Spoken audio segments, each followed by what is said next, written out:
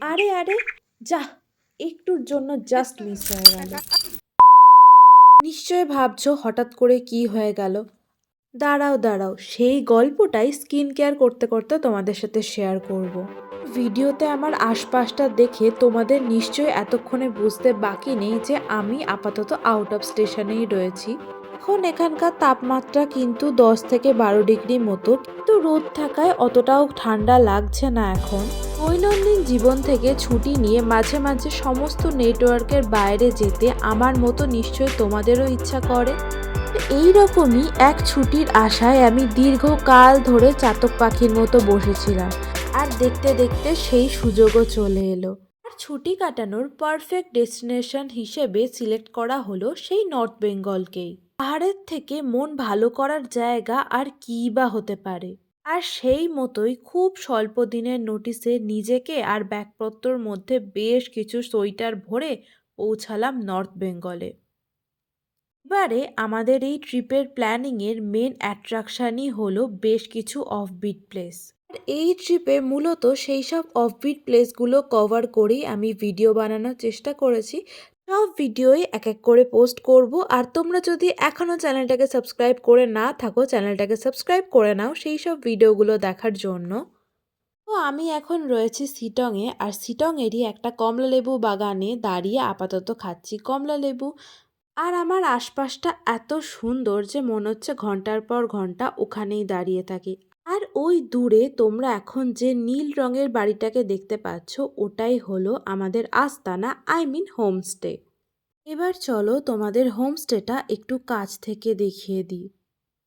পাহাড়ে একটা জিনিস আমি ভীষণ লক্ষ্য করেছি, প্রত্যেকটা বাড়িতে অনেক অনেক ফুলের গাছ তো ওখানে থাকবেই। আর এটাই বোধহয় পাহাড়ি বাড়িগুলোর মেন সৌন্দর্য। পাহাড়ি বাড়ির পর এবার আসা যাক পাহাড়ি লোকজনের আচার আচরণ এবং ওদের রান্নাবান্না। পাহাড়ি মানুষজনদের মতোই ওদের রান্নাবান্নাও অতিরিক্ত সাদামাটা। ফলত বাড়ির খাবার খাচ্ছি বলেই মনে হচ্ছিল। দুপুরবেলা অতিরিক্ত তৃপ্তি ভরে খাওয়া দাওয়া শেষ হওয়ার পর আমরা পৌঁছেছিলাম বহু প্রতীক্ষিত কমলালেবু বাগানে। আর শিটং মূলত কমলালেবু বাগানের জন্যই কিন্তু প্রচণ্ড ফেমাস। আর জীবনে এই প্রথম কমলালেবুর বাগান এত কাছ থেকে দেখে ভেতর ভেতর এত আনন্দ লাগছিল যে সেটা ভাষায় বলে হয়তো প্রকাশই করতে পারবো না। এই আনন্দের ভাগিদার হতে গেলে তোমাদের একবার হলেও আসতে হবে এই শিটংয়ে। আর এখন যে ভদ্রলোককে তোমরা স্ক্রিনে দেখছো উনি কিন্তু এই হোমস্টের ওনার। আর ওনার দৌলতে কমলালেবু বাগান থেকে প্রচুর প্রচুর কমলালেবু খেয়েছি আমরা।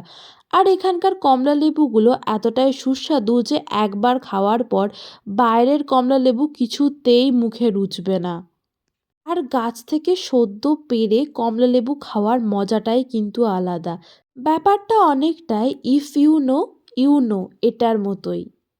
আর শীতের কাঁচা মিঠে রোদে নিজেকে সেঁকতে সেঁকতে কমলালেবু খাওয়ার মজাটা সত্যিই আলাদা। আর সারা দুপুর জুড়ে এত কিছু খাওয়ার পর একটু হাঁটাহাঁটি করাটা তো ম্যান্ডেটারি। তাই নির্জন দুপুরে বেরিয়ে পড়লাম এক অজানা গন্তব্যে। ব্যাপারটা অনেকটাই যেদিকে দুচোখ যায় সেরকম টাইপেরই। এত চড়াই উতরায় হাঁটাহাঁটি করে খাবার হজম করতে না করতেই ঘনিয়ে এলো সন্ধে। সন্ধে নামতে না নামতেই বসে পড়লাম আবার এক বাটি মুড়ি নিয়ে। তো শুকনো মুড়িতে কি আড্ডা জমে, তাই মুড়ির সাথে চানাচুর, শসা, পেঁয়াজ, লঙ্কা সমস্ত কিছু মিশিয়ে ভালোভাবে মাখানো হলো মুড়ি। তার সাথে মেনুতে গরম গরম ভেজ পকোড়াও যুক্ত হলো। সসে এক ডিপ করে মুখে দিতেই সে যে কি স্বাদ বলে বোঝানো যাবে না।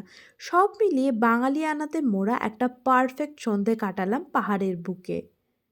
আর এর ঘণ্টাখানেক পরেই আবার রাতের ডিনারও এসে হাজির। রাতের ডিনারে ছিল কষা কষা লাল লাল মুরগির ঝোল, যেটা খেতে একেবারে অসাধারণ ছিল। এইভাবেই কাটালাম প্রথম দিনটা শিটংয়ের। আর তোমাদের সাথে দেখা হচ্ছে খুব জলদি অন্যান্য অফবিট প্লেসের গল্প নিয়ে। Till then take care yourself and do subscribe my channel.